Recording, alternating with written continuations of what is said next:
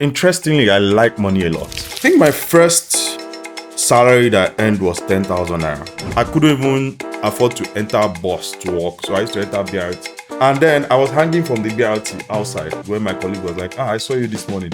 And I know the only way she was going to see me was because I was hanging by the door of the BRT. Nigeria is a country that any illness can happen. You don't want that shock. Don't want that shock. Savings as well is my center defense. So 2 center defenders. Yes, and portfolio management or credit management is my left back. Guys, this guy, he has a football formation for how to handle money. It's lucky. Yeah. But I thought you said your mental well-being, all those stuffs are in your midfield. Sleeping in my sitting room is protecting my You don't like to travel? Human head. Oh, madam, now what do you mean? It's a family. Oh, it's necessity. My wife has to look pretty. Oh my God. Hello world, and welcome to the first edition of the Mini Money Show. I need to actually hear a sigh of relief because it's been a long time that we've been planning and thinking about how to do this. And for those of you that don't know about Mini Money or the Mini Money Show, Mini Money is essentially a money and financial literacy application for teenagers and their parents. So, why are we now doing a podcast like this? We believe that it's very, very essential that we should educate both the parents and the kids outside of the products that we have in the market. And trust me, there have been a lot of conversation about how we want to present this. We've thought about putting educational content on the app. We've thought about going into schools to educate some of these kids, which we've done. But eventually we just felt, why can't we have a set where we can have frank conversations about money, bringing on different people, both parents and kids, sharing their own experiences so that people can learn from it. And that's why we are here today. So once again, welcome to the Mini Money Show. Now, I have somebody that is going to be our first guest of this show. This person, trust me when I say anytime I need quick 2-5 minutes, I get on the call to ask him, oh, what do you think about this? What do you think about that? And he's always there. He's not very accessible, but trust me, I abuse that opportunity, but I'm still very, very grateful. So when we now talked about, okay, we want to do this podcast, before it was about creating educational content on the application and it was ready. But eventually we just thought, okay, you know what?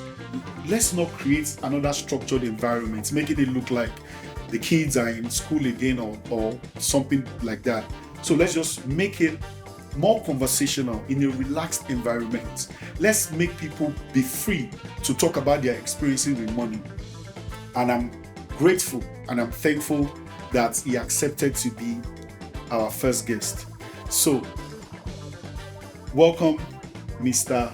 Babajide Duroshola, father, husband, and the GM of m-kopa. Welcome, my guy. Hey, thank you. Thank you. Yeah, good to have me.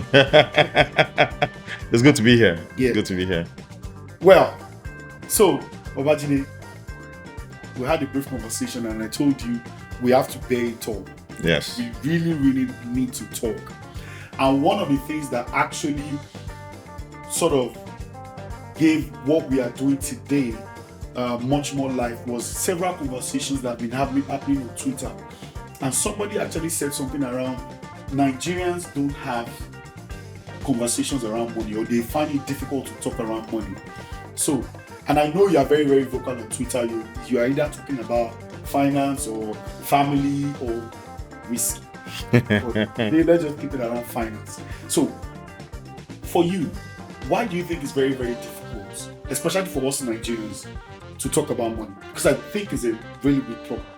So I think it's a factor of how we grew up and our environment. You know, people go out every day, earn a living, make money. The money is not usually enough. But then what you think is not enough is a lot for someone else. And so when you start to have those conversations around money, what tends to happen is you see someone who's like, oh, so you have that much money, can you help me? So it's more centered around the black tax. Everybody trying to run away from billing, whether it's billing from like your family, from friends, all those things like that. And I've always found it very weird that like there are no safe space for people to talk about money, to talk about how to grow money, to earn money, how you invest, like how you protect yourself for the future. And so many a times, because of that fear of billing, that's the reason why many people don't want to talk about money. Yes, because wisdom. You're thinking of how to do projects, set money aside, have emergency funds, build an investment. Someone is trying to scrape by, and then they look at that your emergency fund or your savings and say, you know what, I should be able to have access to that money because I'm in that family, I'm your friend, you need to be able to help me out. And then the entitlement sets in. So no one wants to talk about how much they earn. No one wants to talk about their saving habits, their investing habits, or what they even feel is enough money to keep for emergency. Because in Africa, everything is an emergency. So yeah. Quick 2K. I think sharply quick 10K for your hand there. So basically. No. So, anyways, you touched on black tax, right? And I think is a thing. And I don't know if, because as Africans, how many generations do we have in Africa that has been rich over time? Maybe if you want to compare that to a much more developed world, because they sort of like find it easy to talk about money because they sort of believe that my money is my money, it's not your money. Mm-hmm. So how does that also affect why we find it difficult to talk about money? So it's a lot of things in that, even with how many people grew up, there was a communal setting. So while maybe your parents paid your fees, there were some uncles and aunties who housed you at some point, some uncles and aunties who chipped in. And so because of that entire communal setting, it makes it like, you are the investment for the entire family. And so when you get to the point where you then now start to have money, I usually tell people, especially like how I deal with black taxes, get out of the situation first, get out of poverty first, then you're able to extend a hand to bring others up. But what typically happens is everyone is waiting for you to, bring that first paycheck so that you can then now start to share it. And then there's like a sharing formula that arises. I don't know where I heard this quote from, talking about get yourself out of that poverty situation. But somebody said something like the best thing that you can actually do for a poor person is not to be poor yourself. So don't go and put yourself in that pool because it's already saturated. So let's get away from all this vague conversation and let's get right into it. Now, money. Mm-hmm. What was your first interaction with money? What was it like growing up? What was your first real interaction to feel like, okay, money? So, interestingly, I like money a lot. And I was stir-made from the fact that I grew up with a mom who was a trader. So, she did businesses, she did, those things to put food on our table. And I spent so much time in the shop. So, when you sell, you'll be the one to count the money. The money is not complete. You have some small spanking here and there. We're saying small spanking now, but small spanking was back in the day. So that's where you learned all your unit economics and everything from. Straight. Naira and Kobo. Naira and Kobo. My first experience was sitting in the shop for my mom. And I was doing that as early as primary school. Were you getting paid? No. So you're being exploited? No. You can say child mommy. You can say small child labor. But by the time I was in secondary school, I could count money. And my mom was she had a distributor type thing for Coca-Cola at that point in time. And so she used to buy large quantities of Coke. So that's a numbers business. Yeah, the numbers business. So it's on a weekly basis, 450 crates of Coke. You have to count that money. Sometimes the money was about 370 to 380,000. So I learned how to count money, wrap it, put the rubber band and then bundle it, how the bankers typically do. And I think then I was 13. So my foray into money was quite early.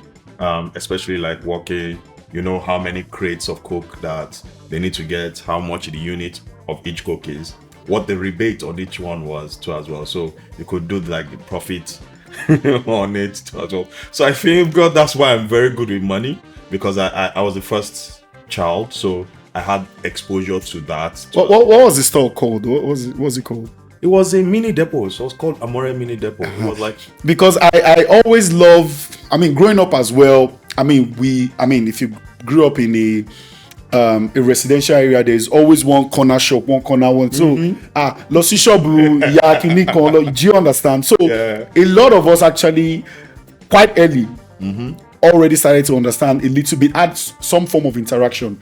It was very, very different in my own case. But now I understand where you got all this. Please bring this. It must be complete. The numbers. You must be complete. So afterwards, because it looked like you didn't earn any form of income from there, it was just like, let me just go and help my mom see. Right? Yeah. So to you, when did you now make your first money? So I think my first salary that I earned was 10,000 naira. That was working for my dad. So at that point in time, Your dad paid you? yes, he paid once. Paid you? He paid me once. I worked Once. for years. I didn't get paid once. Wait, once. It was the first salary I Thank made. you. What year was that? That's like 1 million today, or how much would, if we put time value of money to it? I think it was 2000 and either 4 or 5. One of the two as well. It was 10,000 naira and he paid me once, so I only got 10,000 naira. So where'd you keep the money? 10,000 monthly. I can't even remember what I did with the money. I think I gave the money to my mom because you see that kind of thing, like you make money and then like go and submit it at home. And so I gave it to my mom. So I went to work for him to do administration. So he had a hospital, and then at that point in time I went to the hospital and I was doing like administration. So things around the getting bookkeeping, drug purchases, salary payments, all those things. So I kind of like knew about money, and I was like very conversant with like business management, all those things. And at that point I was 16. So that was my first foray into like general management. People see the general manager now, but then that was my first ever foray into general management. And I earned 10,000 a month. But you were paid once. And I was paid once. And I can remember how the man paid. He just called me saying, come, counted the money, take. And then I left. Interesting. At least your dad was better than your mom now. When it comes to that. I won't say that too. Mommy, I'm sorry. So, that was the first money that you made. For me, I can't even remember because I was working. I was always on. Anytime we were on holiday, I was always working in my dad's office. He was a lawyer and a realtor. So I'm always doing more administrative jobs. I didn't know when money would change hands. I was just receiving phone calls, taking letters and all that, But I actually enjoyed it. And I believe that actually impacted me being the person that I am today. How do you want to relate your own experience with the bookkeeping experience you had with your dad, with the numbers that you were doing with your mom, to who you are today? Because we are still going to get into, I've been to your office and I've seen how you operate and how you deal with these numbers. How did that really impact you to get into that place? And did you ever think that you were at some point going to be a general manager, or what did you think you were going to do? Interestingly, they were grooming me to be a doctor. Really? Yeah, and that was why I was going to the hospital. So the idea was, if you couldn't go into the theater at that point in time because you were still too young, stay on the back end of the hospital. So like on the hospital management, you understand the process of drug purchase, you understand the process of like salaries, running costs, diesel, all those things that will manage an entire hospital. I want to believe that at that point in time there was no tech managing all of that. Maybe, sorry. It was ledger. Then we used to use ledger, all those big fat ledgers, and then you write every payment down and you record it. So those are some of the things that's validated most of the health tech companies that we have. Yeah, they did validate many of those guys too as well, and they needed it because there were so much manual errors and things like that. And so that was what I was supposed to do. I don't think I would have ever thought I was going to be a GM because I was supposed to go and become a doctor. Something happened along the line between my mother and my father, and then I ended up reading computer engineering. And then I didn't even like the computer engineering at the end of the day too as well. So I ended up going into HR. And then after a while, found my way out of HR into like community management, and then somehow found my way into general management. But I've always been a structured person. I've always approached things in a structured way. The same way I approach finance in a structured way too as well. There is a process to everything. There's a process to the madness. Even how I dress, it's a structured way. It's like black t-shirt. And so yeah, those were the things that like happened. I would say some of those experiences helped me today because I was exposed to business really early. So I understood the business environment in like Nigeria, how to run a business here, how to be successful at running a business here too as well. What are the intricacies and what are the pitfalls of the typical Nigerian business?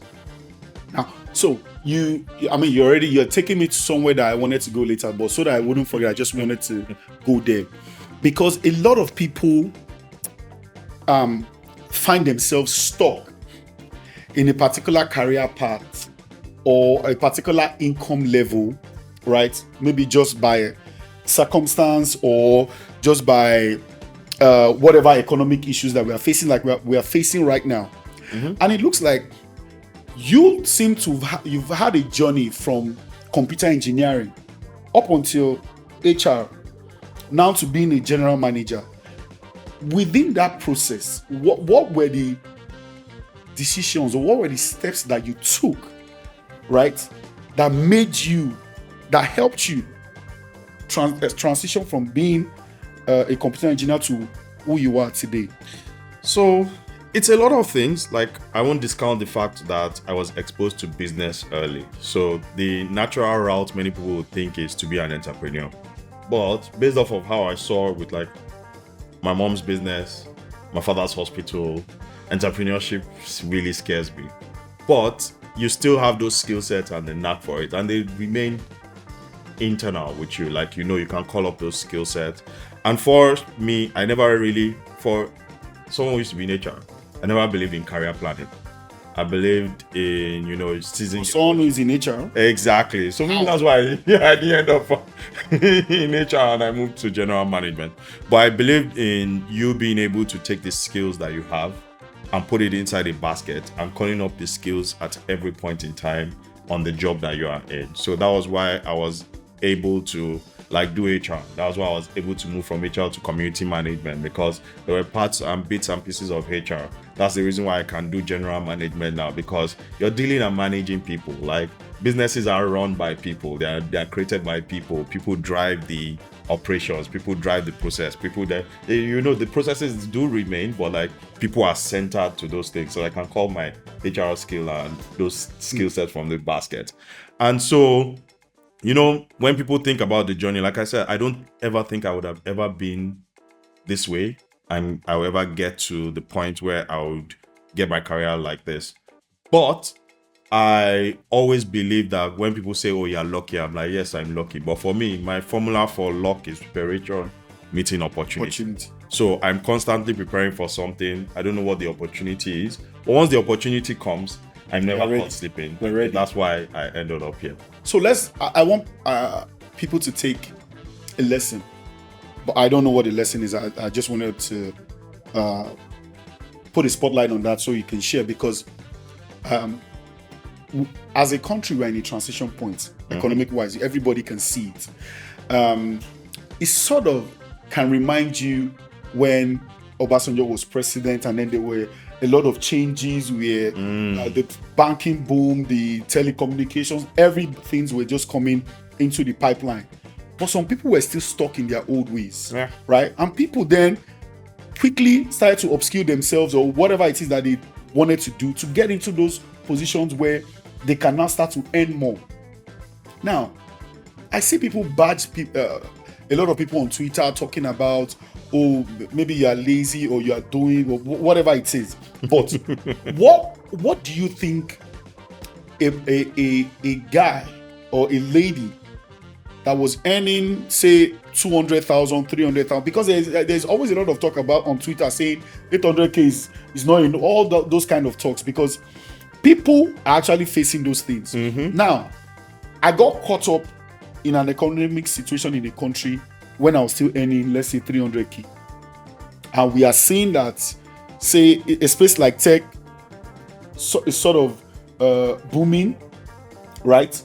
People are going into all kinds of businesses. What do you think people that are stuck within that space can do? Because it seemed like even as a country, you hear what all the politicians they are saying, they suffer now and then, whatever. So what do you think people like that can do to sort of better themselves and put themselves in a better position? So, there's so many things. Like, I would still say, like, the opportunity has to present itself. But most times, you have to be ready. You have to be ready. That's where the problem is. And we see a lot of things too as well. Like, there are no jobs. But then there are jobs that pay very well. Yeah. But have no people in it. And you see recruitment roles, you see all these things, you see positions, you see a lot of job adverts, you see a lot of highly skilled jobs. And it goes back to the conversation where we're having and where someone was saying, oh, there are not people that earn 10 million naira a month in Nigeria. And you see those kind of conversations make me laugh. And it's just because people cannot fathom that there is a skill set that is being required that commands 10 million naira as monthly salary. So there are some people earning 10 million naira, to be sure. It's a cute amount. Are you one of them? I earn well enough to pay my to fund my lifestyle, so I'm not going to talk about it. But it's still those things whereby people don't get it, that there are skill sets that people will pay 10 million a month for, people will pay 15 million a month for. Like, you look at it, 15 million a month is 180 million naira a year. It's a huge amount of money. It's a high salary, but there are people who are in the corporate world earning that amount. Well, the number of people, they are very few. How many jobs can really pay that? Few and far and fetched, but then there are people that are there. And then these things, like, people transition and cycle out of their role. You were talking about your dad and his office. Now the man is retired. You're the one who is working, and I'm sure your kids too, when they are on holiday, they'll start to work with you guys. Come to Mini Money, I know all those. I've used my kids. I know, I've watched many of the videos. I've seen it too as well. But they will have stories too as well to talk about their own parents. So people transition from careers in and out. They cycle out. When they cycle out, what happens? It means that there is a gap and there's space, and means new set of people transition into those roles. But are you preparing yourself? People will say, oh, the salary is too small. I'm like, start from somewhere. Like 10k, your first salary. Hey, you know what? In fact, my first real official salary was 50,000 naira. And I couldn't even afford to enter bus to work. So I used to enter BRT. And I used to live on Okpebi Island. So I'll enter 39. General manager m-kopa, you entering boss? Come on. Please, I was an Okada chairman too as well. I was riding Okada all around Ibadan. I love to live that life too as well. And then I was hanging from the BRT outside. And the first time that I knew that, okay, I needed to save up to buy a car was when my colleague was like, I saw you this morning. And I know the only way she was going to see me was because I was hanging by the door of the BRT with my white shirt. So but here today now, you sit down and you're like, oh, this thing, there is so much work that goes into like building a solid career that allows you to then now attain the financial goals you want to. Because truth of the matter, the world is a marketplace. People pay you for the skill set that you can deliver. And you have your own financial goals and what you want to do with money too as well. But for you to be able to meet those financial goals, you need to be able to have the skill set that actually commands a lot of things. So if you see me, someone says and like, oh, you drink Macallan for leisure, it's quite expensive. There's a reason why I did not start drinking Macallan. I used to drink some things back in the day that I'm so proud of. I can't mention them, but like, you look at those things, and it's the same way with like how people think around money too as well. You start off small. You start off, saving. You start off with a habit. And people don't understand that money is a habit. They think money is just, but they're money habits. And those habits, and that's why I really like what Mini Money is doing, teaching those kids that habit very early. Like now, my son now, we say, if you do this, we'll reward you with this. So they understand that the world moves in a reward and recognition system. So you get money to do this, you need money to do that, you need money to do, and it's 5. So he starts to understand that, oh, he needs money. When he wanted to buy a rocket, he wanted to do all the chores in the house Just so he can could afford it. afford a rocket. And so you start to build those habits too as well. Even with money, you know, with savings, you have those principles. They are there, they exist. You say, you know what, okay, ensure you save 10% of your income. Spend 50% on your necessities and do the remaining 30%, regardless of how little it is. There are a lot of things with the problem with Nigeria now. Economy, yes, is bad, all those things. But there's also the part where people want to live a life that their income cannot carry. I like where you're taking the conversation, because you've sort of highlighted different spheres of your life at the point where you weren't earning so much up until where you are today, and we know you are still going to go like way bigger. Yeah. So people need to understand, first of all, you need to understand what your level that you're in, right? Before you can't look at someone else's level to say, oh, but why am I not? Look, you can't do that. So I just wanted to touch on that point. But in all of this, and I want you to think properly before you answer this question, because of course I've done a bit of my research. Yes. So in all of this, how much do you think education played into what you are today? Because you've talked a lot about the informal education that you've gotten from your parents and all that. So tell me what role education in the 4 walls of a school played. So it did play a lot. You know, like we think about like all those things. I was an engineering student, so like I did, you know, statistics, I did you know, mechanical math, calculus. I did, you know, like all these like funny courses that you're wondering why is the Y and the X and how is it going to help my life too as well. But what that does is it allows you to think in a certain type of way, in a structured kind of way. It allows you to problem solve in that, like, there are steps in solving a problem. So it builds, it's like, you know, when you are going to the gym too as well. Yeah, you just don't lift 200 kg you start from some places, and then for some reason they'll tell you that, you know, you need to start doing aerobics, you need to do a little cardio. There's a reason why, because they are training the muscles to expand in multiple type of ways and for it to go through multiple types of like stress and pressure. And that's what school does. And so, you know, everybody likes to pick the outlier, the Mark Zuckerberg, that 1%. But then they don't look at all the 4,500 companies and the number of PhD holders that are the CEOs. Ivy League. The number of Ivy League MBA people are there. And the reason why people go to Ivy League is because they offer polishing. It's not even only network, it's polishing. So that when you get into a room, you're able to speak, you're able to, like, you know, hit the conversation, you're able to, you know, there's a charisma that comes. So are you still going to go to an Ivy League school? I have a financial goal where I want to go. Like I always tell everybody, my money is $2 million. So we'll get to your $2 million. Yeah, I know you get to my $2 million. But I also want to teach, because once I'm done with and I have my financial goal, I'm not ready for the rat race in life. I don't really like to I don't have dreams of like driving a Ferrari up and down, or, you know, those kind of things. So no Ivy League? I would, because I actually want to be a professor in an Ivy League school. So interesting. Yeah, but I want to be able to teach them around things of building businesses in emerging markets. So, you know, like all those either African entrepreneurship studies, things like that, because emerging markets is the next frontier. Yeah. Africa, Latin America, Southeast Asia, we have similarities in common. There might be wealth disparities, but it's almost very similar. And you find out the solutions that work in Nigeria can work in Indonesia, can work in another. You're already entering business. You like business. Die. Now, the reason why I'm going to this, you said something once. You said that you are not going to break the bank to send your kids to quote and unquote an expensive school. And you said it was because of your personal experience. I don't want to say it. Do you want to say it or you want me to say it?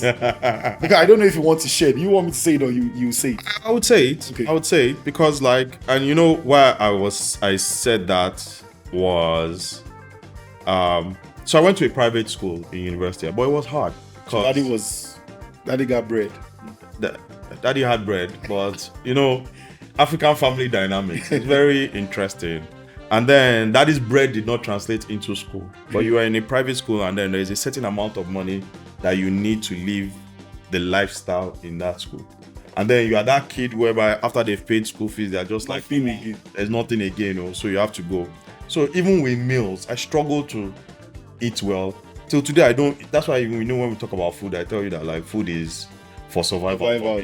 Yeah, because I struggle to eat well. You know, there were days where I was eating 1 meal a day. Sometimes I'll eat 2 meals a day because why? They gave me 3,000 naira a month, and the average plate of food was between 200 naira. And then I can remember when it increased to 300 naira. So basically, that was 10 meals, and you have 30 days in a month, and you're supposed to eat at least 2 times.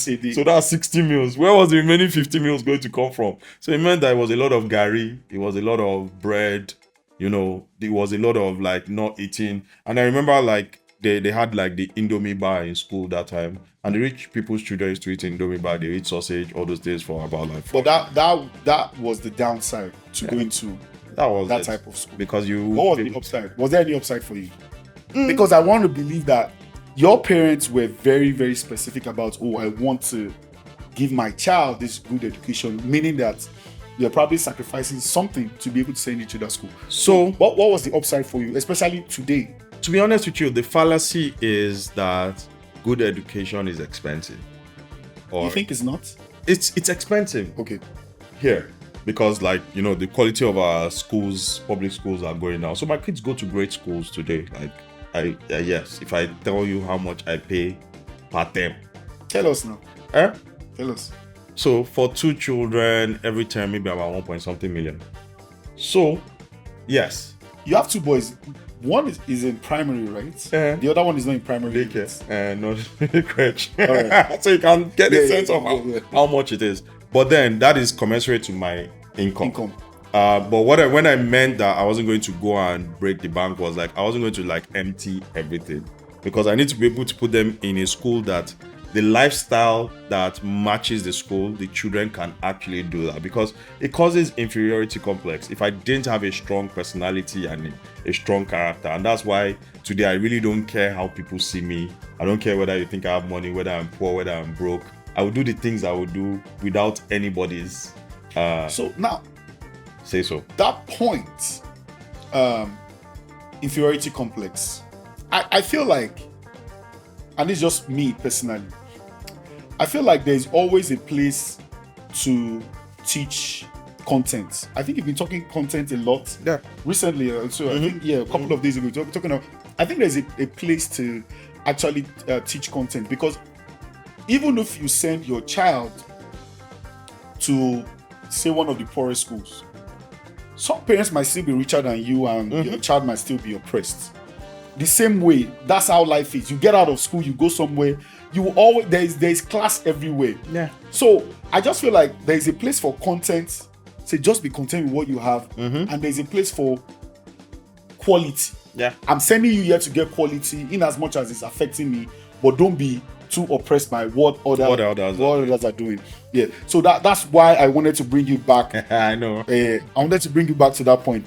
But thanks for clarifying. Now, you don't want to tell us how much you earn. No, you want to give us a band. Give us a band. The band will cause problems. The no band will cause problems. Earthquake. The band will cause problems. But you earn in dollars. Do I? Guys. So let me put it like this. I earn well enough to like have a comfortable life, invest. Like, remember I said my goal is $2 million.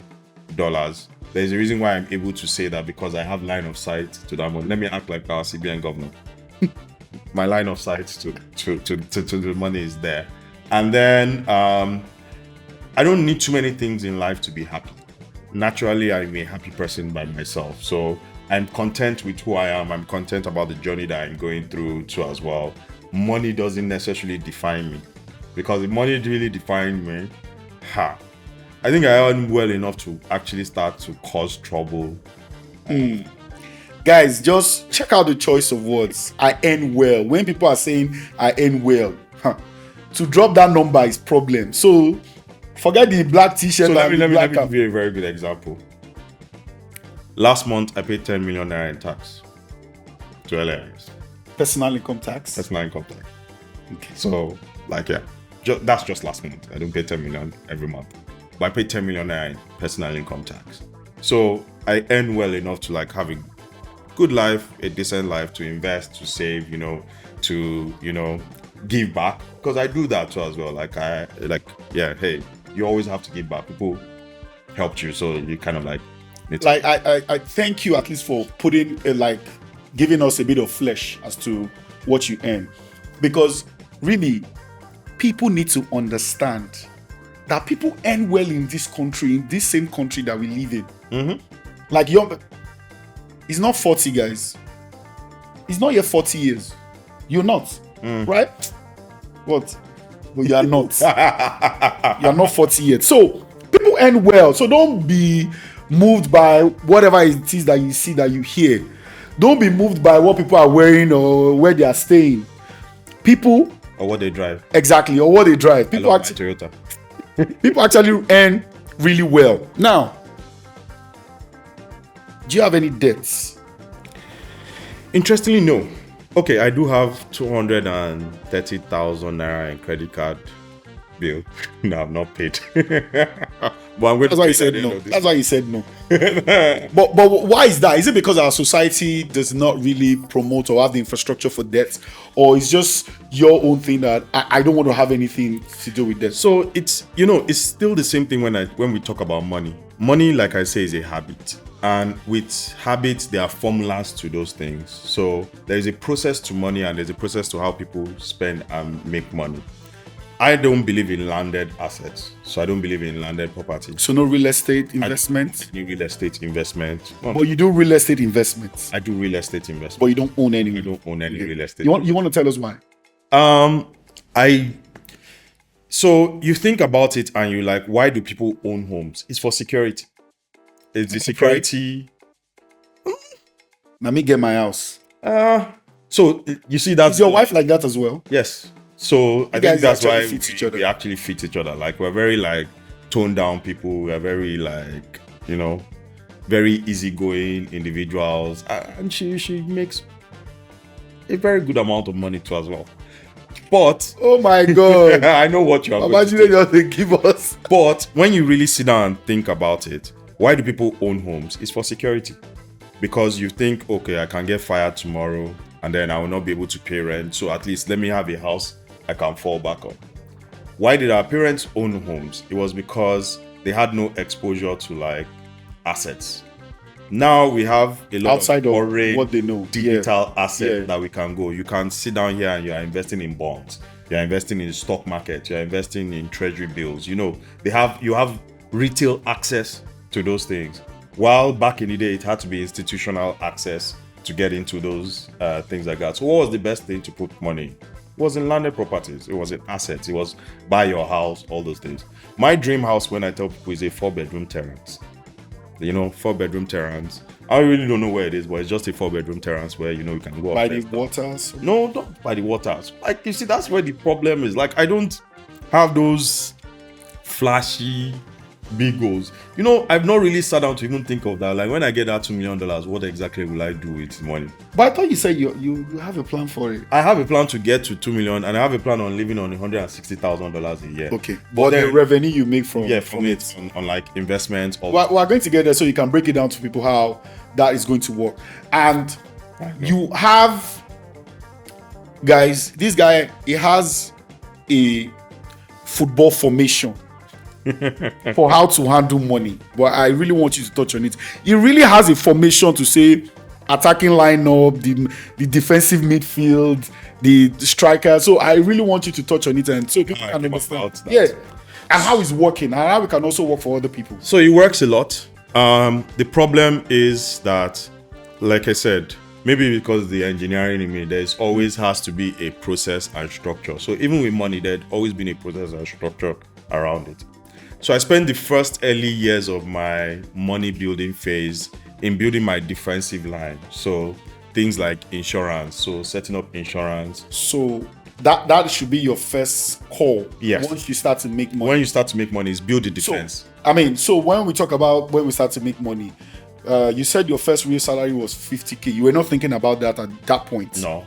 So then, at what point do you now start when you start to have like a lot more disposable income? Yeah, when I started having more disposable income, because like I moved from like 50K to like 109,000 to 159,000 to 372,000 to 606,000. Yeah, I know all the numbers like.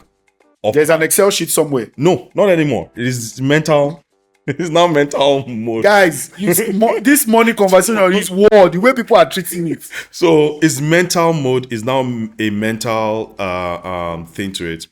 And then so I moved to that, and then I moved like up. I moved up, and I just kept on that mental model of like how I was going to always treat money and my finances. So I started off with like the defense. So the baseline defense. So I started doing insurance because in a place. What type of insurance are we talking? So I started with health insurance because thankfully companies will pay for your health insurance. Then I started out with like home insurance, which protected my assets. So car insurance, all those things. Because Nigeria is a country that any illness can happen. You don't want that shock. You don't want that shock. Especially when you are trying to build wealth. And that's what insurance does. Insurance is your shock absorber. It protects you from that shock too as well. Like you don't want a situation whereby, you're down to your last 100K and you're just like, let me make it to the end of the month, and then something happens and you need 300,000 to fix it. What happens means you go into your savings and you pull that money out of your savings. But if you have insurance, you can always file the claim for your insurance. Even if you take the money from your savings and do it, the insurance will either reimburse you or they will replace. So have you ever filed a claim before? Yes, multiple claims. Car insurance or what? Actually, for my wife's laptop. My son broke the laptop screen. The screen broke, and we couldn't find it, or it cost 272,000 naira to replace it, and we filed an insurance claim, and they sent the money to the insurance company. The insurance company paid this 272K, and we walked away with that too as well. Okay, so let's just quickly dwell on that and see how we can sort of change people's perception and culture like around insurance. So first of all, how many years or how many months have you been paying the premium for this insurance on your wife's laptop? I would say about a year and a half that we've been paying. So we've had the first premium. We rolled over the premium again too as well. And then, it was a year and a half into like doing home insurance that. And you still do it till today? Yes. And then I show my AirPod, my watch, my phone. So if I ever find boys that they come and meet me, I just say, take. Because yes, you always go like, even when they stole, maybe they stole it or the thing got lost. Something happened to the AirPod, and then we filed for it and they gave us back the money for the AirPod. So imagine something as basic as AirPod and you can actually buy insurance for it. And then think about all the other things from TVs to fridge, generators, to your furniture, to a whole lot of things. And people who think the premiums are expensive, they are not really expensive. It's based off of how much you have. So imagine for me now, I'm paying 140 something K as yearly premium for all these gadgets. Devices? Yes, for all my home devices. And it covers like phones, laptops, MacBooks. It covers like, watch, AirPods. It covers TVs, like about 3 TVs, ACs, generators. And it's 140 something thousand. So imagine if there is a damage to any of those things. I'm not going to go and look for money to go and. Right now, the MacBooks are like north of $1 million. Let's just leave all the prices of devices right now. So that's the base level. Just to quickly just touch, like even in the economy of the country, from what you're talking about, insurance also has to be like the defense line, baseline. So after insurance, then budget. Always have a budget. So budget is midfield or no? So I put it at my left back. Okay, left back. My right back. So insurance is your center defense. Yeah, center defense. Okay. So insurance, my center defense. Savings as well is my center defense. So 2 center defenders. Yes, and portfolio management or credit management is my left back. Okay. I don't really like my left a lot, so you don't use it now. I don't use it so much. So, but credit, unlike the credit, how I put money, loans, credit cards, all those things too as well. Because credit is good. Like loans are good. Not paying your loan is what is bad. And you can use credit to build more wealth. Exactly. Because instead of going to go and liquidate investment to do it, use credit, pay the interest on it, and you get going. So every time, like on a monthly basis, I don't have operational money because I only have money that I can transfer here and there. But I have my credit card anywhere I go, pay my credit card, and that's when it's absolutely needed. You're just there for once you need it. I use it as my daily spending. Yes. So I go play with anywhere, buy bread. I use my credit card to pay. All those things. What institution are you using? They are not paying you, so I won't tell you. Okay. when they start to sponsor this, we can talk about them. But I use the credit card, and then the interesting thing about credit cards are, if you pay within 30 days, it's zero interest. So it's more like you have up to 55 days for you to pay before interest starts to count on it. And if you have steady income, yes, you have steady income, you can always pay back. So use money that you don't, you save more. Use your credit card. When your income comes, you pay off your credit card bill and you manage your spend to go. So that's my defensive lineup, because it's very important for you to budget. It's very important for you to do proper debt and credit management. It's very important for you to have insurance too as well. And then my midfield is the generating engine. Like the midfielders are throwing all the passes. Yeah, Arsenal fan. Sorry. But Man City. The midfield is where I really take my mental wellness, my health, my well-being. So these ones are the intangibles. Yeah, they're the intangibles that people don't focus on. You don't know that it's like the upskilling. Yeah. It's picking up a new skill set, the trainings, the certification. Those are the midfield, because to be honest with you, that's what makes you earn more money. People always trade, the world is a marketplace, so they are trading money for value. And if the value is big enough, you get more money. So the larger the value you bring, the more money you can actually really command too as well. And so I spend more time on the midfield and scaling up, attending courses and resting. So now I do rest a lot too as well. I sleep 8 hours a day. You're the coaching and mentorship is not part of it. It's part of it. So coaching, mentorship, it's part of the midfield, because when you then now have the midfield, there is the well-being part, and then there is the upskilling part. So I have 2 midfielders that I do. So upskilling has coaching, mentorship. It has professional exams, certification, all those things. I remember back in the day, I took $100 out of my salary then to get a coach, and I was paying the coach $100 just to show some form of commitment and faith. At some point, the guy was even charging me the money because he was enjoying coaching me.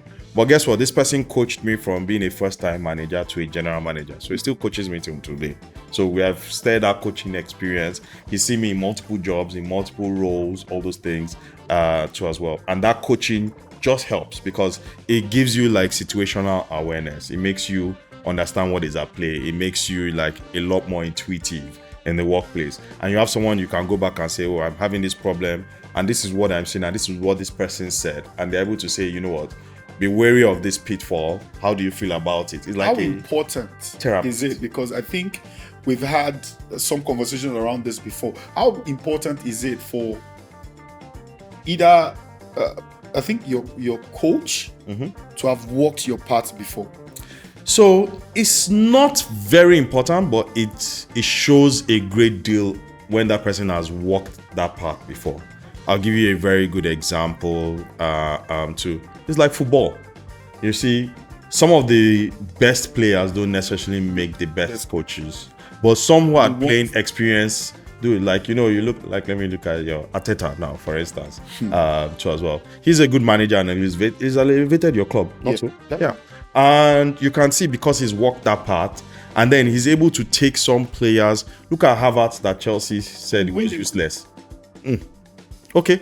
Look at Havertz that Chelsea said was useless. Has come in under that manager, and he's found a solid manager that can manage his potential and get him to the best. Now he's banging the best goals. He's had his best goal scoring form, and it doesn't look like the Havertz that we saw in Chelsea, despite doing what? Playing in the same position as a wide forward. So that's what a coach does too.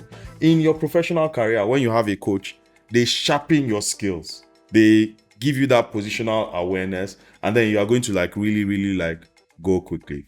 And then when we move from the midfield is the attack, because once you've done the defense, once you've done the defense, you don't have insurance. You have insurance, so you have emergency fund. Emergency fund is the other central defender that I mentioned. I said savings, but it was emergency funds. So you have your budget, you have your insurance, you have your emergency funds, and you have credit management. Then in attack, you can then now have savings. Savings are short form. They help you like quickly put money together too as well for you to take long-term opportunities. So that's what many people make the mistake in. They invest all their money and they don't save some. Because what happens is when you invest all your money, you then now see opportunities and you can't take advantage of it. Because why? All your money is tied up. And so savings is very important. They are short-term savings. Do you have a ratio that you work with all of your income that you work with? No, not anymore. I did have a ratio. Now, not anymore. I just know that I have. But you think it's important? It's important to have a ratio. It's important to. So I've done this way too long that there is now a mental model, and so I can tell you how much I spend mentally. I know where my money goes to. I know what goes to. I know what goes to entertainment. I know what goes to feeding, all those things too as well. And so in my attack, I have savings because savings is very good. Then I have investments. Investments are long term. Like, you're looking at a 5, 10, 15, 30 year horizon for investment.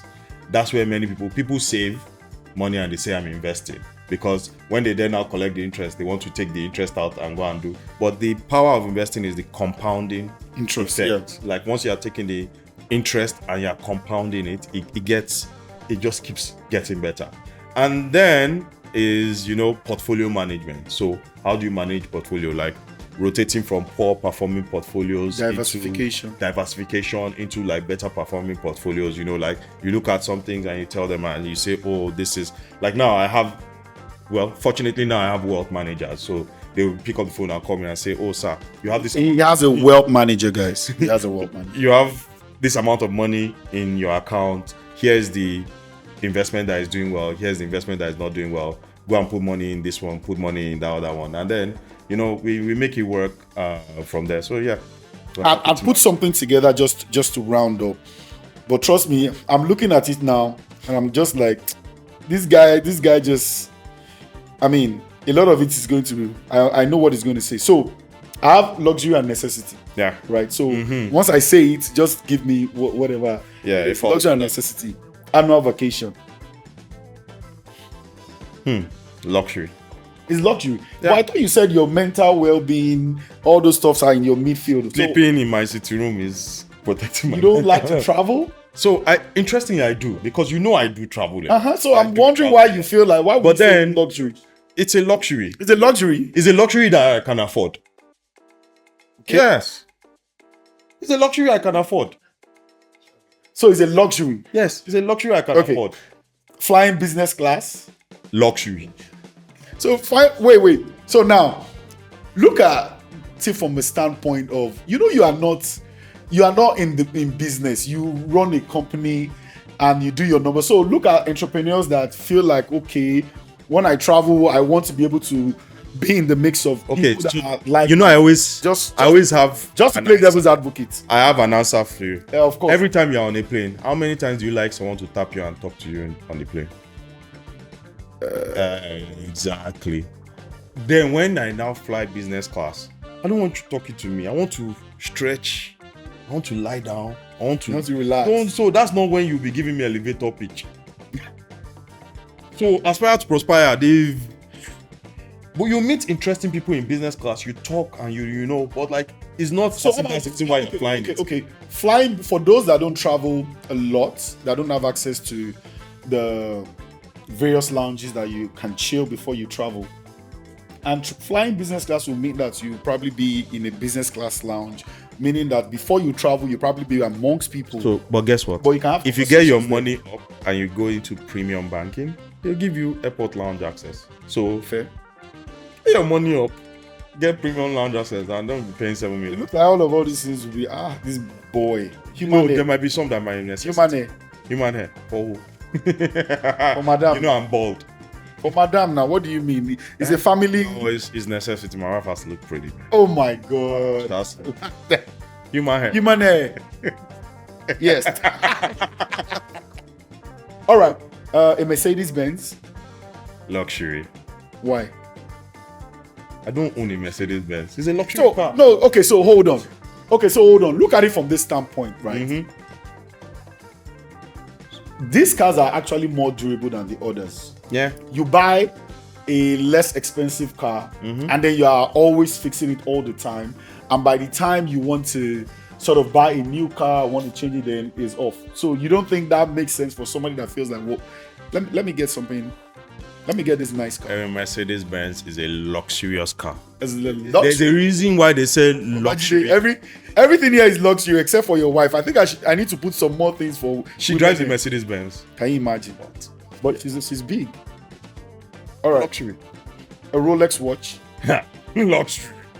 All right. How about from this standpoint? I see. It appreciates, right? Some people don't know. Come on now. To some people, a Rolex watch is an asset class. Yeah.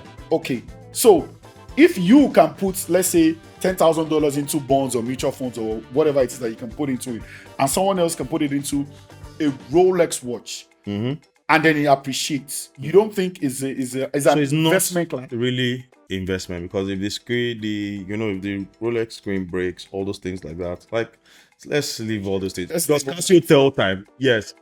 Apple Is Watch it should? Apple Watch tells time. Yes. So luxury. All right. Fine dining at least once a month. Luxury. Everything is luxury. How about for your mental health? Like, Did I tell you that I don't like luxury? So because I say it's luxury, I love luxury. Once a month. So guess what? I do fine dining once a month. Okay, but it's luxury. But it's luxury. Because here's the thing about it. If you ever get to a point whereby you guys have a goal and you need like all the money on the table, would you do fine dining at that point in time? Of course not. Exactly. So it's a luxury. So your necessity is that, you know what, even if we need all the money, we must do it. All right, let me tell you. Let me tell you. If I put human hair. So let me tell you something. Even if we need all the money, she must look pretty. So let me tell you something. For some people, Yeah. right? The way you feel like your wife needs to look pretty.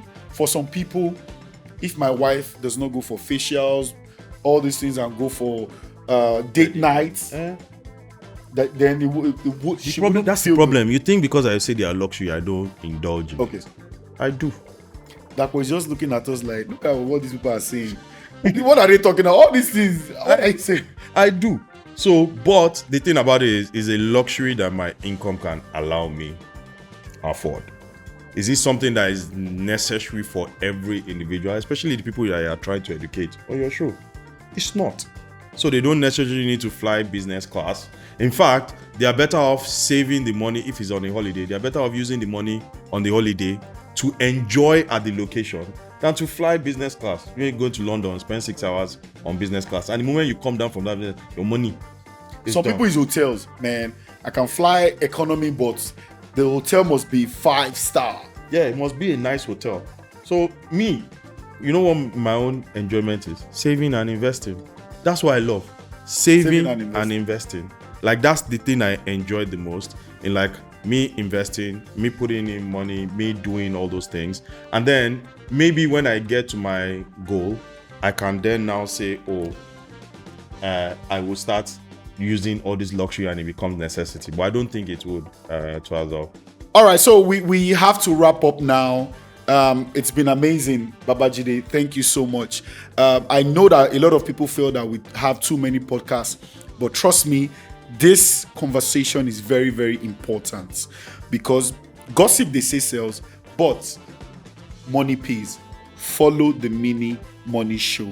And thanks to all of our partners, DigiFusion Media, thanks to Grey Matter Social, they allowed us to use their space, and thanks to everyone in the studio that came to support, have come here to support. So thank you very much, and see you episode 2.